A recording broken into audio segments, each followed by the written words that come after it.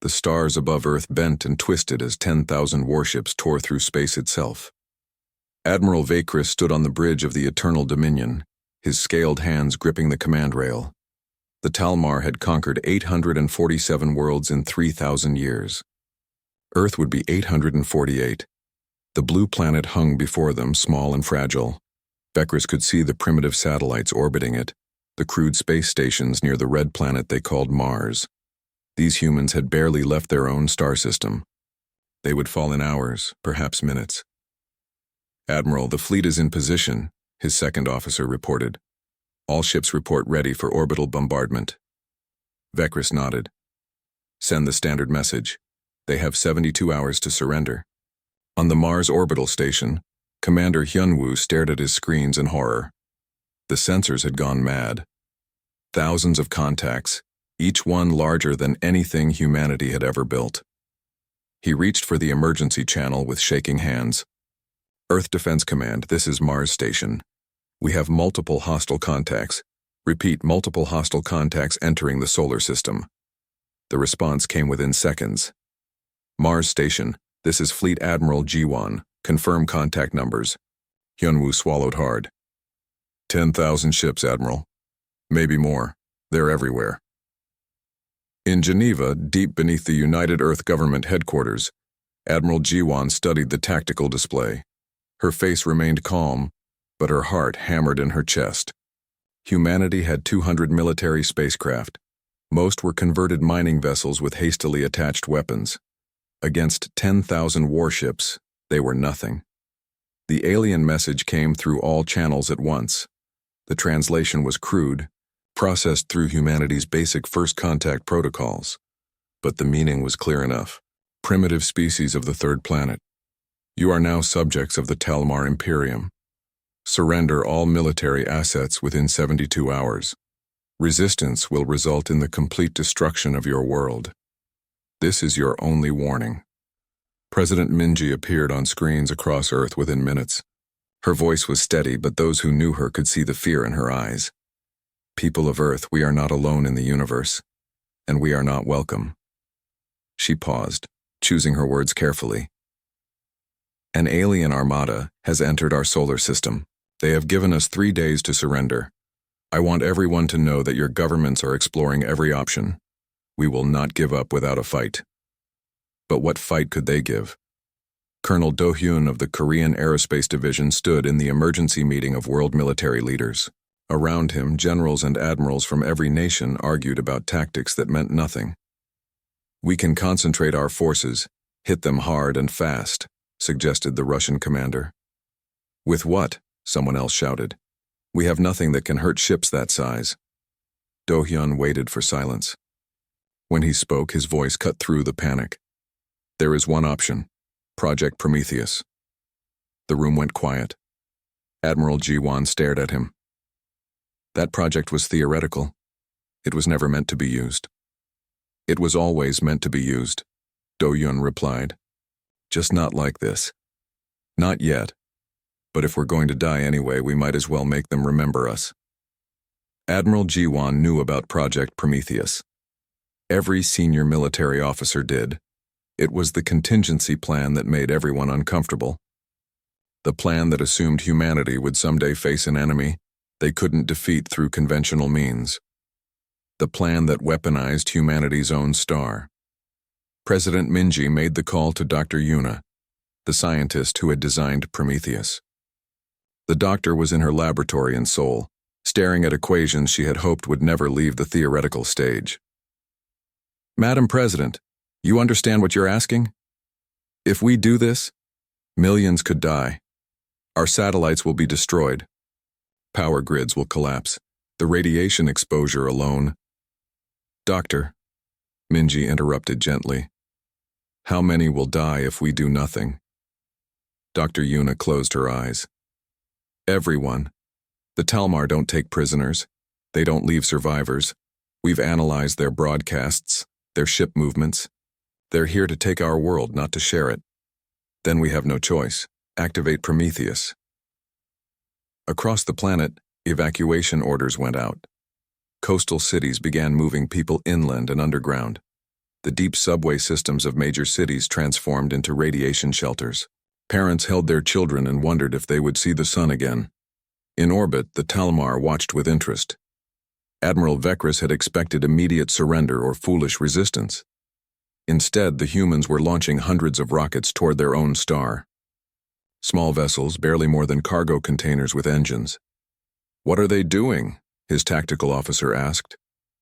Vekris studied the display. "Perhaps they're evacuating their system, or offering some kind of sacrifice. It doesn't matter, they have 50 hours remaining." But on Earth, time moved differently. Dr. Yuna worked around the clock with teams across the globe. The rockets reaching the sun weren't civilian transports. Each one carried a fusion-catalyzed solar bomb designed to trigger a massive coronal mass ejection. Alone, they would do nothing. Together, in the right pattern, at the right moment, they would turn the sun into a weapon. "Will it work?" asked Captain Seojin, commander of the ESS Defiant, one of Earth's few actual warships. Dr. Yuna looked at the calculations for the 1,000th time. "The math says yes, the simulations say yes, but we've never tested it. We can't test it. If we're wrong, we die. If we're right, we might die anyway." "But they'll die with us," Seojin said quietly. "Yes, they'll die with us." The Talmar fleet settled into standard siege formation, surrounding Earth like a net. They powered up their weapons, ran their calculations, prepared for the orbital bombardment that would crack the planet's crust and boil its oceans. Admiral Vekris had performed this ritual 847 times. It never changed. Commander Yunwoo moved his forces to the far side of Earth's moon. The retreat looked like cowardice to the Talmar. That was the point. Every human military vessel that could move had been positioned in the moon's shadow, protected from what was coming. "All ships report ready," Yunwoo reported to Admiral Jiwan. "Crews are in radiation bunkers. Remote systems are online." "Good," Jiwan replied. "Tell them to hold position. When it starts, they need to stay behind the moon no matter what, even if they think the danger has passed." On Earth, families huddled in shelters deep underground. Soldiers stood at their posts, knowing they might never leave their bunkers. Scientists made final adjustments to systems that would either save humanity or accomplish nothing at all. President Minji addressed the world one final time before descending into the government's emergency command center, 5 kilometers beneath the Swiss Alps. "We did not ask for this war. We did not want this war. But if we must fight, we will fight with everything we have. We will show these invaders that humanity does not surrender, that we do not go quietly into the dark. Whatever happens in the next few hours, know that we faced it together. Know that we chose to stand." The 72 hours expired. Admiral Vekris gave the order. "All ships, power weapons, prepare for planetary bombardment." 10,000 warships hummed with energy. Plasma cannons charged. Missile bays opened. The Talmar had done this so many times before. Dr. Yuna's hand hovered over the final trigger. Around the sun, 37 fusion devices sat in perfect position. The calculations were done. The moment was now. "For Earth," she whispered, and activated the sequence. On the sun's surface, 37 points of light appeared, brighter than anything natural. The fusion bombs detonated in a carefully calculated pattern, each one designed to destabilize the star's magnetic field at precisely the right location. The sun screamed. A wave of plasma and radiation erupted from its surface, propelled by forces that could melt planets. It raced outward at 3% of light speed. Admiral Vekris noticed the solar readings 8 minutes before impact. 8 minutes to understand. 8 minutes to realize that these primitive humans had done the impossible. 8 minutes to know that his entire fleet was about to die. "Emergency retreat," he roared. "All ships full power to engines. Get us out of orbit now." But 10,000 massive warships, designed for power rather than speed, could not move fast enough. They had positioned themselves in tight formation around Earth for the bombardment. Now that formation became a death trap. The coronal mass ejection hit like the fist of an angry god. Space itself seemed to catch fire. The wall of plasma hit the Talmar fleet like nothing they had ever experienced. Shields designed to withstand nuclear weapons and energy beams simply vanished. The radiation was too intense, too massive, too fast. One moment the shields existed. The next moment they were gone, and the ships beneath them began to burn. Admiral Vekris gripped his command chair as the Eternal Dominion shuddered. Warning alarms screamed throughout the bridge. His crew scrambled at their stations, trying desperately to redirect power, to strengthen shields that no longer existed, to do anything that might save them. "Hull temperature rising," an officer shouted. "Outer plating melting on decks 7 through 12. Reroute emergency power to structural integrity," Vekris commanded, but even as he spoke, he knew it was useless. This wasn't a weapon that could be defended against. The humans had weaponized their star itself. Through the viewport, he watched his fleet die. Ships tumbled out of formation as their guidance systems failed. Some collided with each other, their hulls so hot they fused together on impact. Others simply broke apart, their internal structures compromised by temperatures never meant to be endured. The communications channels filled with screams. 40 million Talmar warriors, the pride of an empire that had stood for 3 millennia, burned alive in the cold of space. On Earth, the effects were immediate and catastrophic. The electromagnetic pulse hit first, traveling at the speed of light. Every satellite in orbit went dark. Power grids across the planet overloaded and failed. Cities went black. Communications died. Lieutenant Sunho huddled in the Seoul subway bunker, listening to the emergency radio. The backup systems were hardened against electromagnetic pulses, but barely. Static filled the channels, broken occasionally by desperate voices. "All stations, this is Defense Command. The pulse has hit. Primary systems are down. Estimate 6 hours until the main radiation wave passes. Stay in shelters." Repeat, "Stay in shelters." Above ground, the sky began to glow. The atmosphere itself lit up as charged particles struck the upper layers. Auroras danced from pole to pole, beautiful and deadly. Anyone caught outside would receive a lethal dose of radiation within minutes. Major Yunji moved through the crowds in the subway tunnels, trying to maintain order. Thousands of people packed into spaces meant for hundreds. Children cried. Adults sat in shocked silence. Everyone knew that above them the world was burning. "Major, we're getting reports of fires across the city," one of her officers said. The pulse caused electrical surges. "Buildings are burning and there's no power for the fire suppression systems." Yunji closed her eyes briefly. "Send teams in radiation suits. Put out what fires they can, but they get 15 minutes maximum exposure, then back to shelter. I won't trade lives to save empty buildings." Behind the moon, Commander Yunwoo watched the destruction through remote cameras. The fleet had survived, protected by the moon's bulk from the worst of the radiation. But what he saw in Earth's orbit made his blood run cold. The Talmar ships were melting.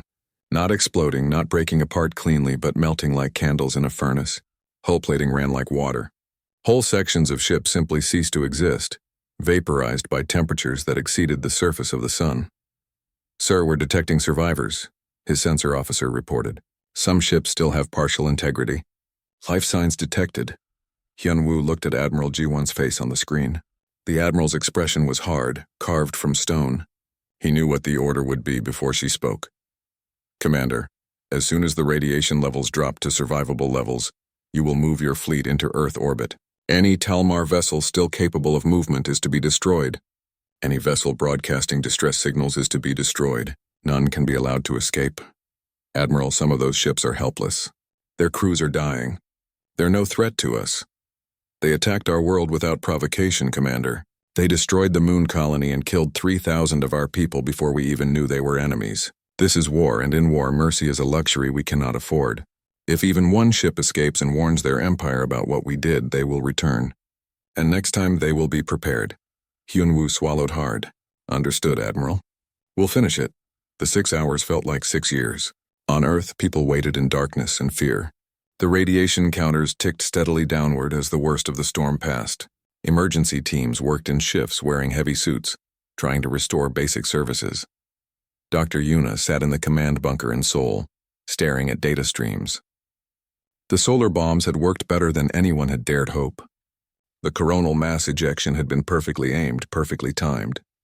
It had destroyed the Talmar fleet more completely than any conventional weapon could have. But the cost. She pulled up the casualty reports. 87,000 dead from the electromagnetic pulse effects. Heart attacks from medical device failures. Fires, accidents in the chaos. And the radiation sickness would claim more in the days to come. We killed them, she said quietly to the empty room. We killed 40 million of them, and we lost less than 100,000. The math says we won, but victory felt like ashes in her mouth. The wall of plasma hit the Talmar fleet like nothing they had ever experienced. Shields designed to withstand nuclear weapons and energy beams simply vanished. The radiation was too intense, too massive, too fast. One moment the shields existed. The next moment they were gone, and the ships beneath them began to burn. Admiral Vekris gripped his command chair as the Eternal Dominion shuddered. Warning alarms screamed throughout the bridge. His crew scrambled at their stations, trying desperately to redirect power, to strengthen shields that no longer existed, to do anything that might save them. Hull temperature rising, an officer shouted. Outer plating melting on decks 7 through 12. Reroute emergency power to structural integrity. Vekris commanded, but even as he spoke, he knew it was useless. This wasn't a weapon that could be defended against. The humans had weaponized their star itself. Through the viewport, he watched his fleet die. Ships tumbled out of formation as their guidance systems failed. Some collided with each other, their hulls so hot they fused together on impact. Others simply broke apart, their internal structures compromised by temperatures never meant to be endured. The communications channels filled with screams. 40 million Talmar warriors, the pride of an empire that had stood for 3 millennia, burned alive in the cold of space. On Earth, the effects were immediate and catastrophic. The electromagnetic pulse hit first, traveling at the speed of light. Every satellite in orbit went dark. Power grids across the planet overloaded and failed. Cities went black. Communications died. Lieutenant Sunho huddled in the Seoul subway bunker, listening to the emergency radio. The backup systems were hardened against electromagnetic pulses, but barely. Static filled the channels, broken occasionally by desperate voices. All stations, this is Defense Command. The pulse has hit. Primary systems are down. Estimate 6 hours until the main radiation wave passes. Stay in shelters. Repeat, stay in shelters. Above ground, the sky began to glow. The atmosphere itself lit up as charged particles struck the upper layers. Auroras danced from pole to pole, beautiful and deadly. Anyone caught outside would receive a lethal dose of radiation within minutes. Major Yunji moved through the crowds in the subway tunnels, trying to maintain order. Thousands of people packed into spaces meant for hundreds. Children cried. Adults sat in shocked silence. Everyone knew that above them the world was burning. Major, we're getting reports of fires across the city, one of her officers said. The pulse caused electrical surges. Buildings are burning and there's no power for the fire suppression systems. Yunji closed her eyes briefly. Send teams in radiation suits. Put out what fires they can, but they get 15 minutes maximum exposure, then back to shelter. I won't trade lives to save empty buildings. Behind the moon, Commander Hyunwoo watched the destruction through remote cameras. The fleet had survived, protected by the moon's bulk from the worst of the radiation. But what he saw in Earth's orbit made his blood run cold.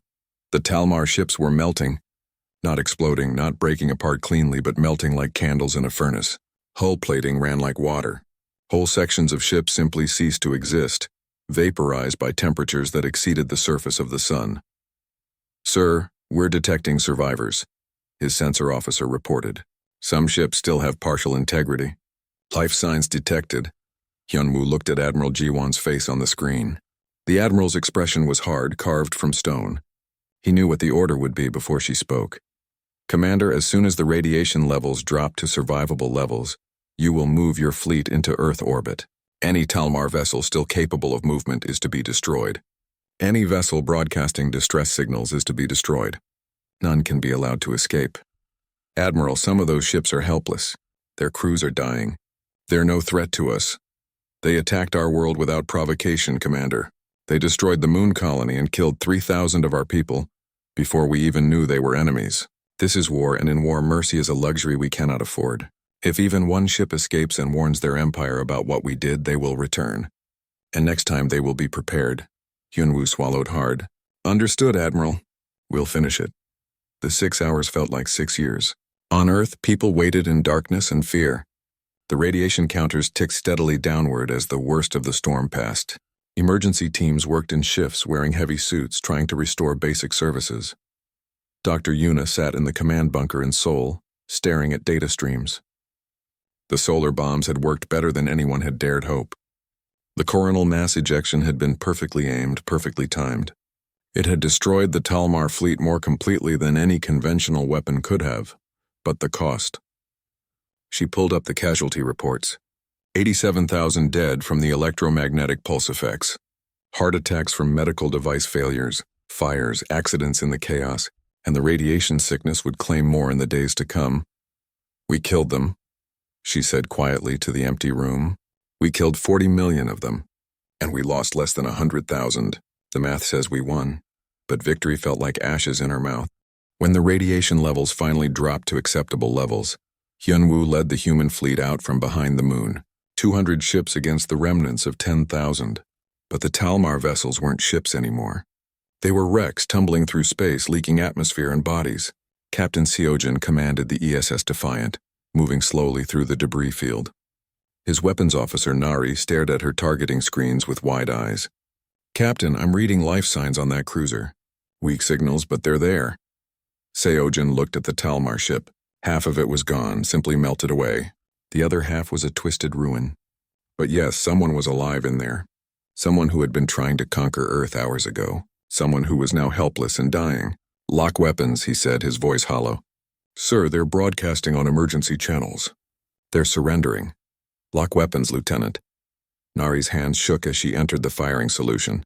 Weapons locked. Fire. The missiles streaked across space and struck the crippled cruiser. It broke apart silently, spilling bodies and debris into the void. Seojin watched it die and felt something inside himself die with it. Across the battlefield, human ships performed the same grim task. Engineer Tae-hee on the mining vessel Prometheus used cutting lasers to slice through disabled Talmar destroyers. The lasers were designed to cut asteroids. They cut through alien warships just as easily. Some Talmar ships tried to fight back. Their weapon systems were damaged. Their crews reduced to a fraction of their strength, but they tried. These ships died quickly under focused fire from multiple human vessels. The ones that surrendered died just as quickly. It took 12 hours to finish the job.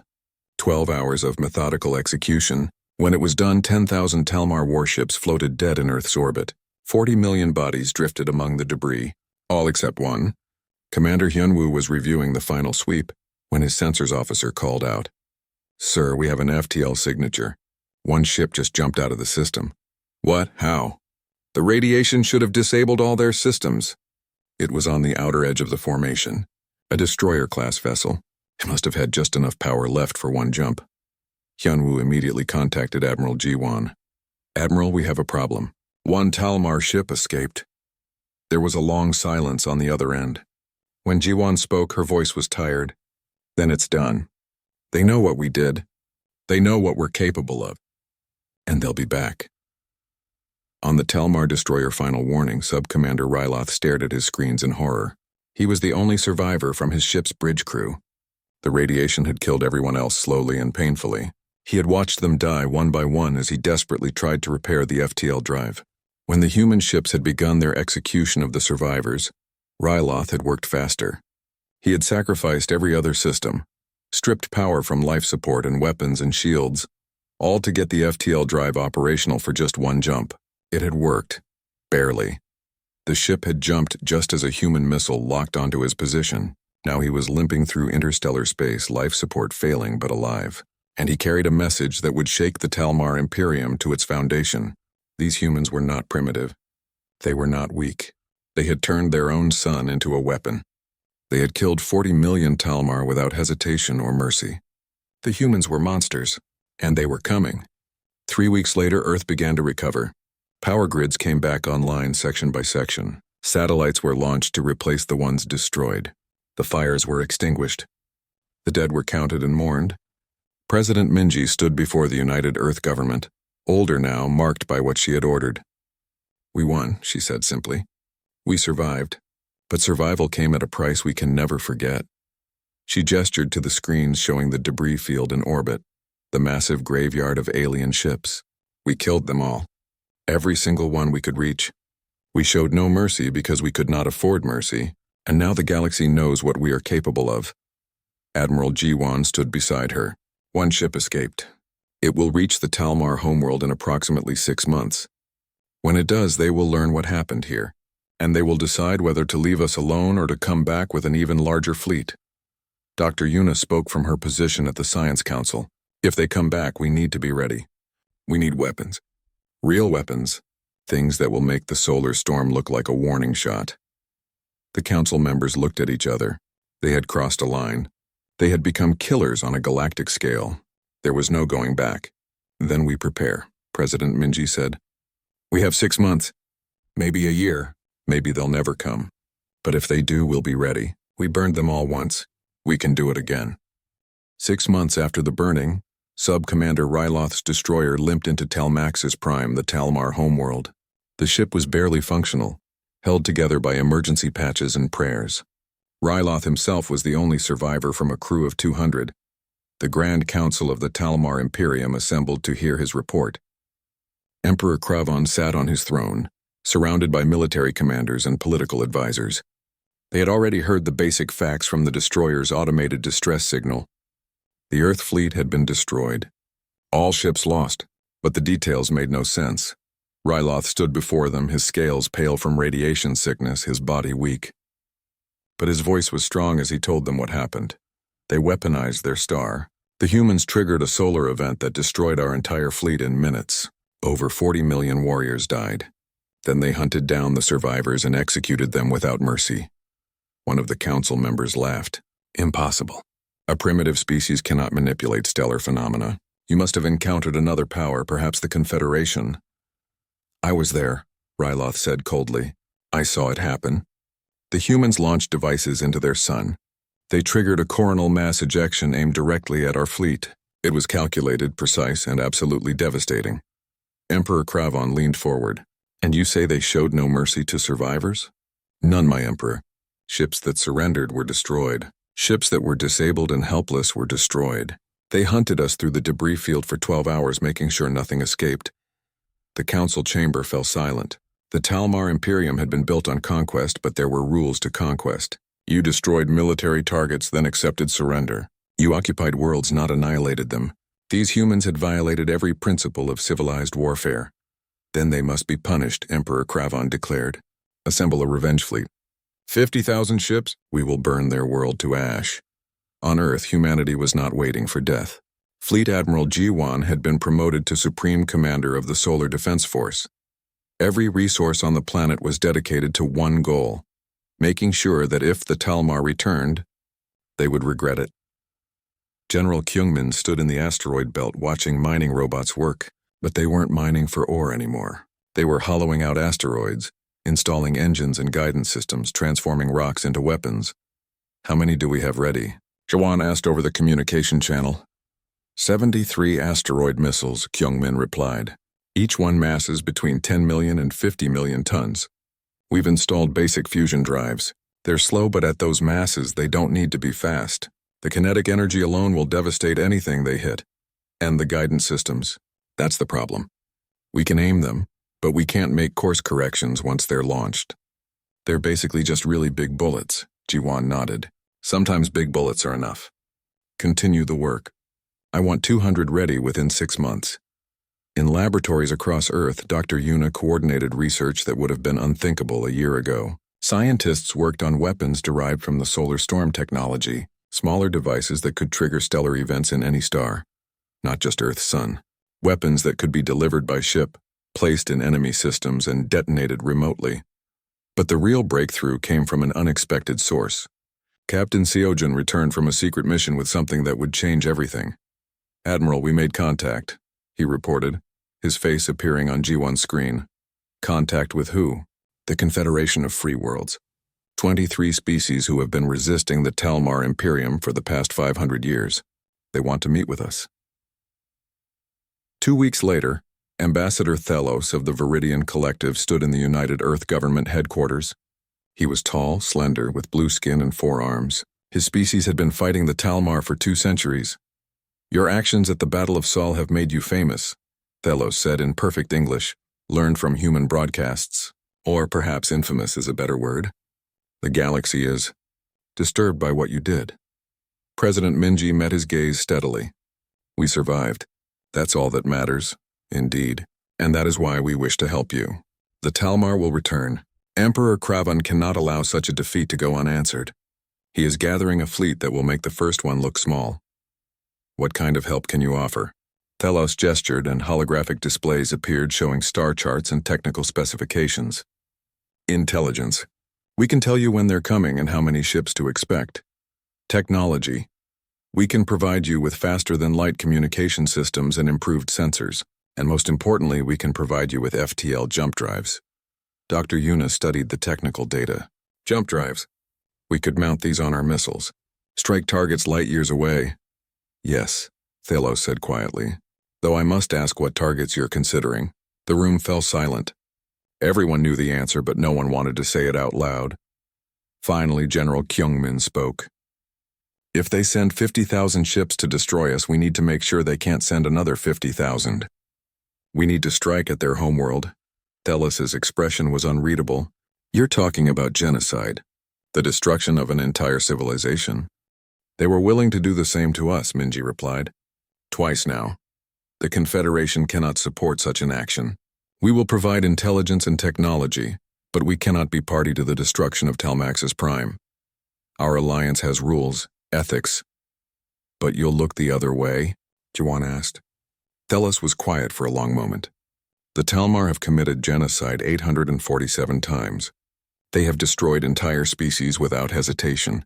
If someone were to remove them from the galaxy, the Confederation would not mourn their loss. But we cannot help you do it, understood? Then give us the tools and we'll do the rest. The Confederation provided more than just tools. They provided coordinates for Talmaxis Prime. They provided real-time intelligence on Talmar fleet movements. They provided detailed information on Talmar ship capabilities and weaknesses. In exchange, humanity shared the solar destabilization technology. 23 Confederation species suddenly possessed the ability to turn any star into a weapon. The balance of power in the galaxy shifted overnight. 3 months after Thelos' visit, Commander Hyunwoo oversaw Project Ragnarok in the Kuiper Belt, far from Earth's prying eyes.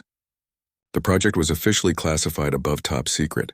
Only a handful of people knew the full scope of what they were building. Engineer Taihi approached him holding a data pad. Commander, we've completed the first batch. 300 comets, each massing over 100 billion tons. The FTL drives are installed and tested. We can jump them anywhere within 50 light years. Hyunwoo looked at the display showing the massive ice chunks floating in space. Each one was a mountain of frozen water and rock. Each one was a planet killer. And Talmaxis Prime is how far? 31 light years. Well within range. Time to target after jump? The comets will exit FTL in low orbit. Impact within 3 minutes. There's no defense against something that massive moving that fast. The kinetic energy release will be... Taehi paused, searching for words. The planet won't survive. Sergeant Bora was assigned to security for Project Ragnarok. She had watched the comets being prepared, had listened to the scientists talk about blast radiuses and extinction events. One night, she confronted Dr. Yuna in the research station cafeteria. Doctor, we're planning to kill 14 billion people. 14 billion. That's not war. That's genocide. Dr. Yuna looked tired. She had aged years in the past months, her hair going gray at the temples. Yes, it is genocide. Do you know what the alternative is? Fighting them when they come back. Defeating their fleet like we did before. And when they send a third fleet? A fourth? The Talmar Imperium has hundreds of worlds, thousands of shipyards. They can keep sending fleets until we're exhausted. Earth has one star system, one planet full of people. We cannot win a war of attrition. So we kill their entire civilization? We kill their homeworld, their capital, the heart of their empire. Without Talmaxis Prime, the Imperium will collapse. Their conquered worlds will rebel. Their military will fragment. One strike ends the threat forever. Bora shook her head. We're becoming monsters. Yes, Dr. Yuna said softly. We are. But sometimes monsters are what you need to survive. 8 months after the Battle of Seoul, the Confederation sent an urgent message. The Talmar Revenge Fleet had launched from Talmaxis Prime. 50,000 warships, the largest fleet ever assembled in galactic history. Emperor Kravan himself commanded from the super dreadnought Galaxy Breaker. Their destination, Earth, Their mission, complete extermination of the human species. Travel time at FTL speeds 4 months. President Minji called an emergency meeting of Earth's leadership. The faces on the screens showed fear, determination, and something else. Something hard and cold that had not existed before the first Talmar attack. "They're coming," Minji said simply. 50,000 ships. 4 months until they arrive. "Then we activate Ragnarok," Admiral G1 said. 14 billion lives, someone objected. "We're talking about murdering 14 billion civilians who have done nothing to us." General Kyung-min slammed his hand on the table. "They sent 50,000 ships to murder 8 billion of us. Every person on their homeworld supports the Imperium that tried to conquer us. There are no innocents in this war." "There are children," Dr. Yuna said quietly. "There are always children." The room fell silent. President Minji looked at each face on the screens. "I need a vote. Do we activate Ragnarok? Do we strike Telmaxis Prime?" The votes came in one by one. Some quickly, some reluctantly. When the count was finished, the result was clear. "Ragnarok is authorized," Minji said. "May God forgive us." Commander Hyunwoo received the order 3 hours later. He stood in the control center of the Kuiper Belt station, looking at the 300 comets floating in space beyond the windows. Each one had been carefully positioned, carefully calibrated. "Sir, we have authorization," his communications officer reported. "Execute Ragnarok on your command." Hyunwoo thought about his family back on Earth. His daughter was 5 years old. She liked to draw pictures of the stars. In 4 months, the Talmar would come to kill her. To kill everyone she had ever known. Target Telmaxis Prime. Jump coordinates are in the system. On my mark. He took a deep breath. Execute Ragnarok. 300 massive comets vanished from the Kuiper Belt, jumping to FTL. They would travel for 6 hours through the strange knot space of faster-than-light transit. Then they would emerge in orbit around Telmaxis Prime. And 14 billion Telmar would have 3 minutes to realize what was about to happen before their world died in fire. Far away, racing toward Earth, Emperor Kravon sat on his command throne aboard the Galaxy Breaker. He was reviewing attack plans when the emergency message arrived from Telmaxis Prime. The message was simple, desperate, and final. Unknown objects detected in orbit. Massive kinetic impacts imminent. This will be our last transmission. Then nothing. Silence. The homeworld of the Talmar Imperium, 3,000 years old, simply stopped broadcasting. On Telmaxis Prime, it was a normal day. 14 billion Talmar went about their lives under twin suns that had shone on their civilization for 3,000 years. Children attended school. Workers built ships in the massive orbital yards. Politicians debated in the Grand Assembly. No one knew that death had already arrived. The defense satellites detected the comets first. 300 massive objects appeared in low orbit simultaneously, having just exited FTL. The automated systems immediately flagged them as threats and transmitted warnings to military command. Commander Vethris was on duty at Orbital Defense Station 7 when the alerts came through. She stared at her screens in confusion. The objects were huge, each one massing over 100 billion tons. But they weren't ships. They were just ice and rock. "Command, this is Station 7. We have 300 unidentified objects in orbit. They appear to be comets or asteroids. No energy signatures, no weapons. They're just falling." The response came back immediately. "Station 7, destroy them. Those objects are on collision courses with the surface." Vethris began targeting solutions, but something felt wrong. The objects were falling too fast, moving at nearly 90% of light speed. At that velocity, her weapons would barely scratch them, and there were 300 of them spread across the entire planet. "Command, I need more time. The targeting solutions." "You don't have time, Commander. Those objects will impact in 3 minutes. Fire everything you have." Vethris opened fire. Every defense station in orbit did the same. Energy beams and missiles streaked toward the falling mountains of ice. Some found their targets. Chunks of comet broke off, vaporized, scattered into smaller pieces. But 300 100 billion ton objects had a lot of redundancy built in. Even reduced to half their size, they were still planet killers. On the surface, people looked up as the sky began to glow. 300 streaks of fire appeared, growing brighter by the second. In the capital city of Krafthon, named for the Emperor himself, a teacher, stopped her lesson as students pointed at the windows. "Teacher, what is that?" She had no answer. The streaks of fire filled the sky now, impossibly large, impossibly bright. Air raid sirens began to wail across the city, but what shelter could protect against what was coming? The first comet hit. On the far side of the planet, in the middle of the Eastern Ocean, the impact released energy equivalent to 300,000 nuclear weapons detonating simultaneously. The ocean vaporized instantly. The planet's crust shattered. A shockwave of superheated rock and steam expanded outward at supersonic speeds. The second comet hit 2 seconds later, striking a major continent. The land simply ceased to exist, replaced by a crater 500 miles wide. The shockwave leveled everything for 1,000 miles in all directions. Then the rest arrived.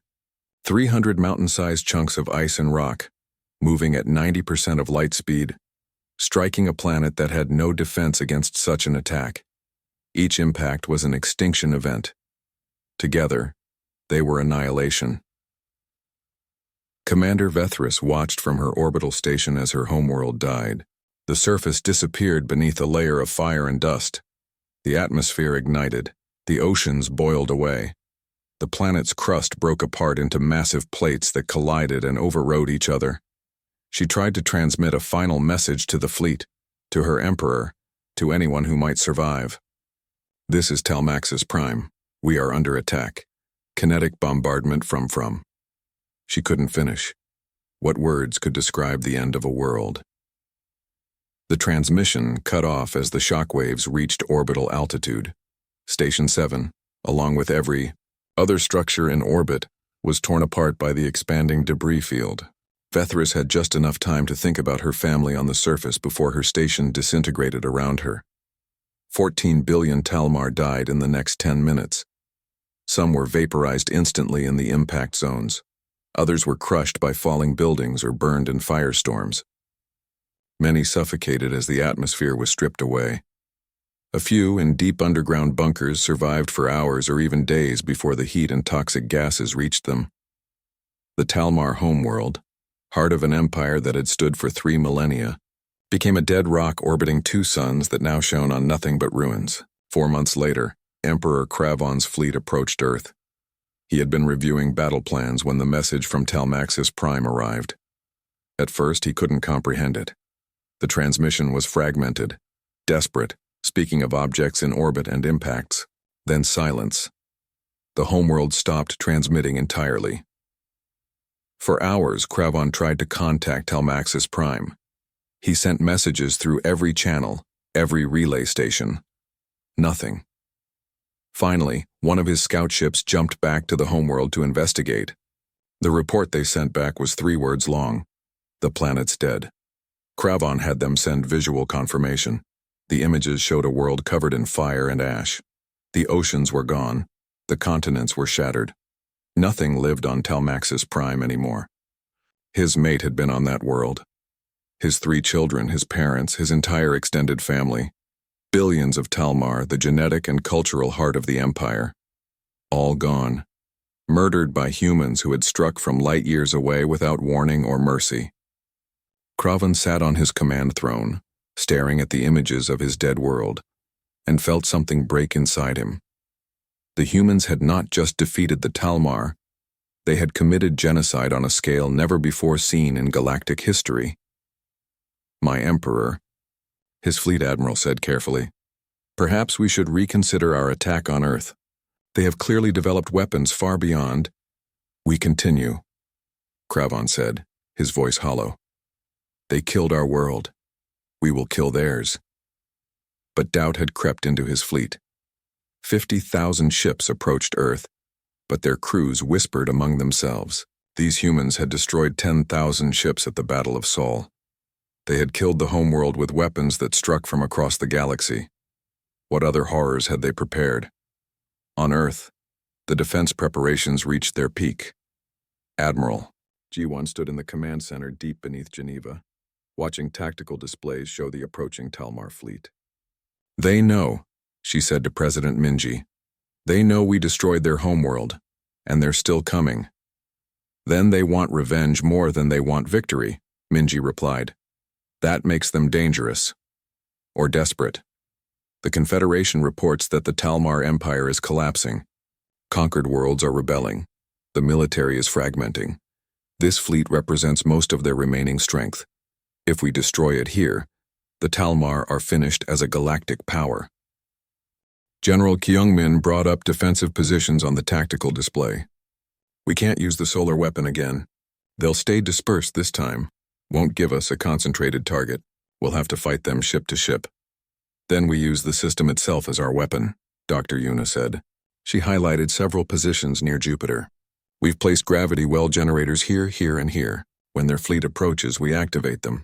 Any ship that gets too close will be pulled into Jupiter's gravity. Even their engines won't be able to escape. Captain Seojin added his own markers to the display. We have antimatter mines seeded throughout the asteroid belt. Not enough to destroy the whole fleet, but enough to slow them down, break up their formations. Lieutenant Sunho reported from Mars orbit. All civilian populations have been evacuated to underground shelters. We're as ready as we can be. Major Yunji coordinated the ground defenses. If they manage to get through and land troops, we have prepared surprises. Every city is fortified. Every citizen who can hold a weapon has been trained. They want to take our world, they'll have to fight for every meter.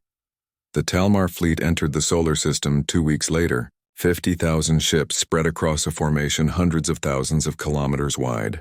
They had learned from the first battle. No concentrated targets this time. Emperor Kravon broadcast on all frequencies. Humans of Earth, you destroyed our homeworld. You murdered 14 billion of our people. For this crime, your species will be exterminated. We will show you the same mercy you showed us, none. President Minji broadcast her own response. You came to our world first. You attacked without provocation. You gave us no choice but to defend ourselves. Leave now and live. Stay and burn like you did before. Kravon's laughter was bitter. We have nothing left to lose. Our homeworld is gone. Our empire is dying, but we will take you with us into the dark. Admiral Jiwan gave the order. All forces engage at will. Make them remember why they should have left us alone. The Talmar fleet advanced toward Earth, massive and unstoppable. But humanity had prepared. The battle for Earth's survival was about to begin. And this time there would be no mercy on either side. Commander Hyunwoo led the human fleet out from behind Mars. 200 ships against 50,000. The numbers were impossible, but humanity had never let impossible odds stop them before. All ships activate stealth systems, he ordered. We're not fighting their fight. We're fighting ours. The human vessels scattered, becoming ghosts in the darkness of space. They had learned from Earth's own history.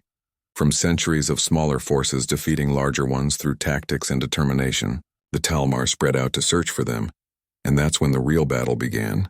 Human ships appeared from nowhere, fired concentrated bursts at vulnerable targets, then vanished again.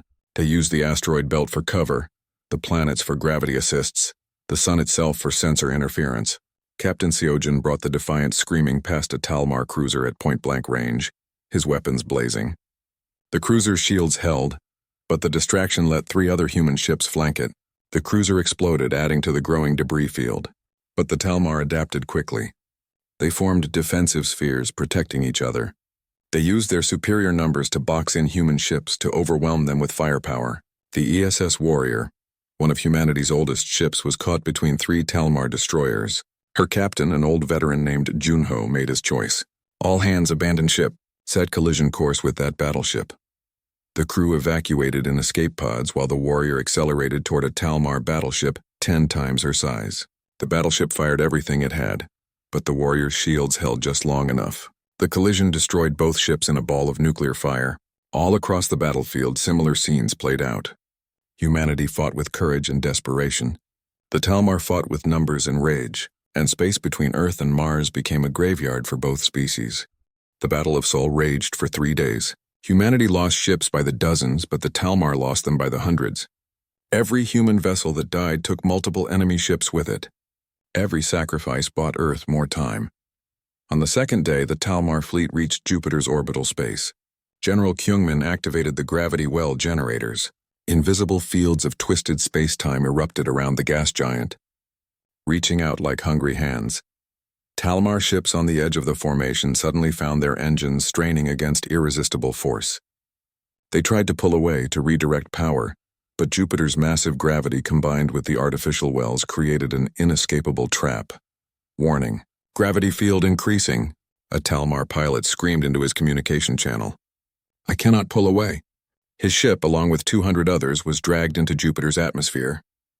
The gas giant swallowed them whole, crushing the vessels under impossible pressure long before they reached the core. Emperor Kravon watched his fleet being destroyed and felt nothing but empty rage. He had lost his world, his family, and now his fleet was dying around him. But if he was going to die, he would take Earth with him. All ships, maximum acceleration toward Earth, he commanded. We will reach the surface and burn their cities from the ground itself. But Major Yunji and her ground forces were ready. As Talmar ships broke through the defensive lines and entered Earth's atmosphere, they found themselves flying into prepared kill zones, surface-to-orbit missiles, hidden in hardened silos launched by the thousands. Talmar ships that had survived solar storms and space combat fell to weapons fired by desperate humans protecting their homes. Talmar troop transport managed to land outside Seoul. 5,000 warriors emerged, ready to begin the ground invasion. They found themselves facing defensive positions that had been prepared for months. Sergeant Bora led a company of soldiers armed with weapons that combined human engineering with Confederation technology. The Talmar advanced with confidence born from 1,000 conquered worlds. They learned quickly that Earth was different. The battle for Seoul lasted 6 hours. The Talmar had superior armor and stronger bodies. But humanity had home field advantage and absolute determination. Every street became a fortress. Every building a bunker. The Talmar took the city block by block, paying in blood for every meter. Bora died holding an intersection, giving time for civilians to evacuate. Her last transmission was simple. They're not getting through, not here, not today. Similar battles erupted across Earth. In Moscow, Paris, New York, Tokyo, and 100 other cities, human soldiers fought Talmar warriors to a standstill. The aliens had the strength, but humanity had the will. In space, Commander Hyunwoo's fleet was down to 70 ships. They had fought for 3 days straight, their crews exhausted, their ammunition running low. But the Talmar fleet was broken. 50,000 ships had become 20,000, then 10,000, then 5. Emperor Kravon's super dreadnought Galaxy Breaker pushed toward Earth alone, its escort destroyed. The massive ship was scarred and burning, but still functional. Kravon stood on the bridge, staring at the blue planet that had destroyed his empire. All weapons target the largest population centers, he ordered. If we cannot conquer them, we will make them remember us. Admiral Ji-won watched the Galaxy Breaker's approach from her command center. The ship was too large, too powerful. No single human vessel could stop it, but she didn't need a single vessel. All remaining ships converge on the Galaxy Breaker. Commander Hyunwoo, you have operational command.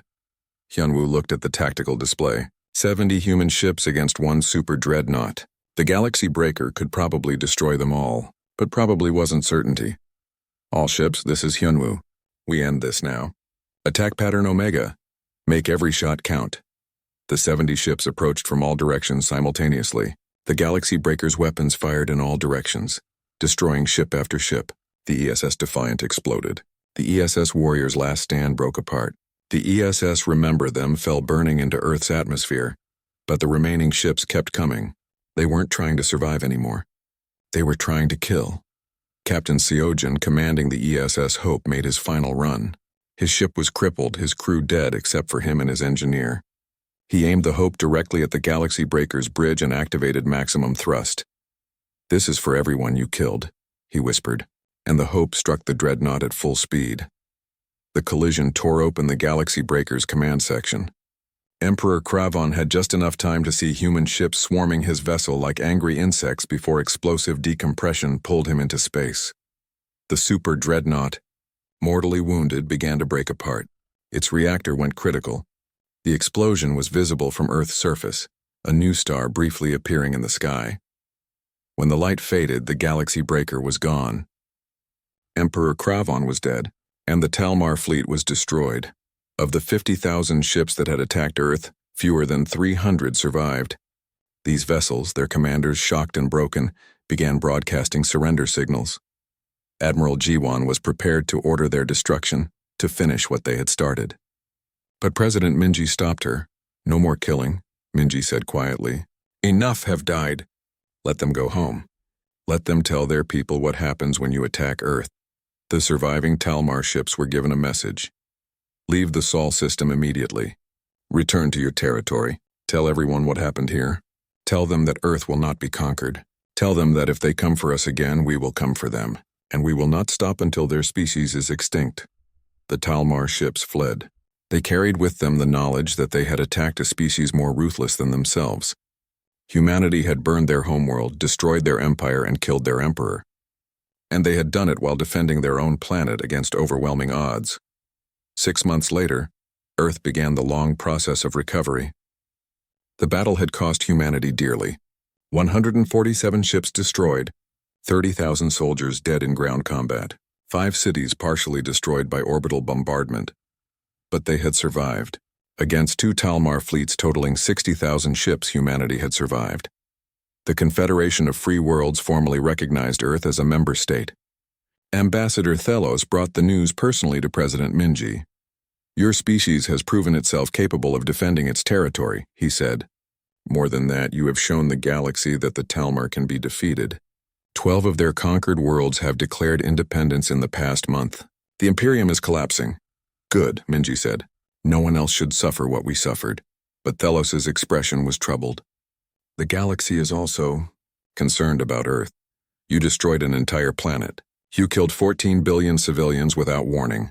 Some species are calling for your quarantine, for restrictions on your expansion. Let them try, General Kyungmin said coldly. We defended ourselves. We did what was necessary to survive. If other species have a problem with that, they're welcome to send a fleet. We'll show them the same hospitality we showed the Talmar. Admiral Jiwan was more diplomatic. We don't want to conquer anyone. We don't want to expand into other species' territory. We just want to be left alone. But if someone attacks us, we will respond with everything we have. Make sure the galaxy understands that. Dr. Yuna spent her final years working on defensive technologies rather than weapons. She had nightmares about Talmaxis Prime, about the 14 billion people who died because of devices she designed. But she also knew that without those weapons, Earth would have died instead. Commander Hyunwoo was promoted to Fleet Admiral, taking Jiwon's position when she retired. His first order was to establish a permanent defense perimeter around the solar system. No unknown vessel would approach Earth without being challenged. No potential threat would be ignored. Captain Seojin's name was added to the Monument of Heroes on the Moon, along with thousands of others who died defending Earth. His final transmission was carved into the monument's base. This is for everyone you killed. Lieutenant Sunho became a teacher, educating the next generation about the wars Earth had fought. He made sure students understood both the victories and the costs. Major Yunji helped rebuild Seoul, turning the city into a fortress that could resist orbital bombardment.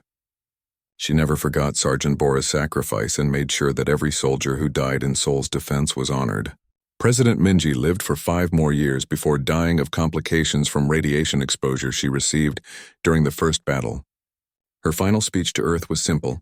We survived. That is enough. Make sure our children know the price we paid for survival. 20 years after the battles, humanity had expanded throughout the solar system. Colonies dotted Mars, the asteroid belt, and the moons of Jupiter. Defense stations orbited every major world, and new weapons derived from the solar technology were kept ready in secret facilities. The galaxy gave Earth a wide berth. Trade happened, diplomatic relations were established, but no one threatened Earth. No one wanted to provoke the species that had turned their own sun into a weapon and destroyed an empire in defense of their homeworld. 50 years after the burning, historian June taught Earth's children about the wars. He stood before a class of young students and told them the story. Our ancestors faced extinction, he said. They were attacked by an empire that had conquered hundreds of worlds.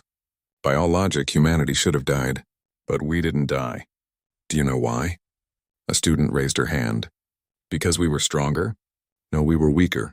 We had fewer ships, less advanced technology, smaller numbers. Then because we were smarter? Partially, but mostly because we were willing to do what the Talmar wouldn't expect. We weaponized our own star. We destroyed an entire planet. We became monsters to fight monsters, another student spoke up. But that's wrong. Killing all those people was wrong. June nodded. Yes, it was wrong. 14 billion Talmar civilians died on their homeworld. Most of them had never harmed any human. Most didn't even know we existed. We killed them anyway. Was that right? The classroom fell silent. That's the question every generation must answer, June continued. Were our ancestors right to do what they did? Would you have made the same choice? Would you kill billions to save billions? He brought up images of the battles, the burning ships, the destroyed worlds. War is not glorious. Victory is not clean. Our ancestors survived by becoming the most dangerous species in the galaxy. They proved that humanity will do anything to survive, and that terrifies other species. So we're the bad guys? A student asked. No, we're the survivors. And in survival, there are no good guys. There are only those who live and those who die. Earth lives. The Talmar Empire is dead. History will judge whether the cost was worth it. The class ended and the students left to think about what they had learned. June stood alone in the classroom, looking at the images of the wars. He had been born after the battles, but he knew people who had fought, who had survived, who had nightmares about what they had done. On the moon, at the site of the destroyed colony, the monument still stood. 3,000 names from the first attack, 30,000 names from the second, and at the bottom, the inscription that made the galaxy nervous. They came to conquer us. We burned them all. Let this be a warning to the stars. Humanity will not go quietly into the dark. We will fight with everything we have. We will use any weapon, pay any price, bear any burden. We will turn stars into weapons and planets into graves. We survived because we were willing to become monsters, and we will do it again if we must. Below that, in smaller letters, a second inscription had been added years later. But we hope we never have to. Humanity had proven itself capable of absolute ruthlessness in defense of its homeworld. The galaxy had learned that lesson well. Ships from 100 species passed through the solar system now, trading and talking. But they all saw the defense stations, the weapon platforms, the fleet that stood ready. And they all remembered what happened to the Talmar Empire when they attacked Earth. Earth became known as the species you could trade with, ally with, even befriend, but never attack, never threaten. Because humanity had shown that when pushed to the edge of extinction, they would burn the galaxy itself to survive. The stars were filled with civilizations older than Earth, wiser than Earth, more advanced than Earth. But none were more dangerous. None were more willing to weaponize the fundamental forces of the universe. None had proven so completely that they would rather destroy everything than accept defeat. Humanity had earned its place in the galaxy not through wisdom or nobility, but through the simple, terrifying demonstration that they would kill anyone who threatened them, no matter the cost, no matter the methods, no matter the consequences. The Talmar had learned that lesson. So had everyone else. And Earth, scarred but surviving, stood ready to teach it again if necessary.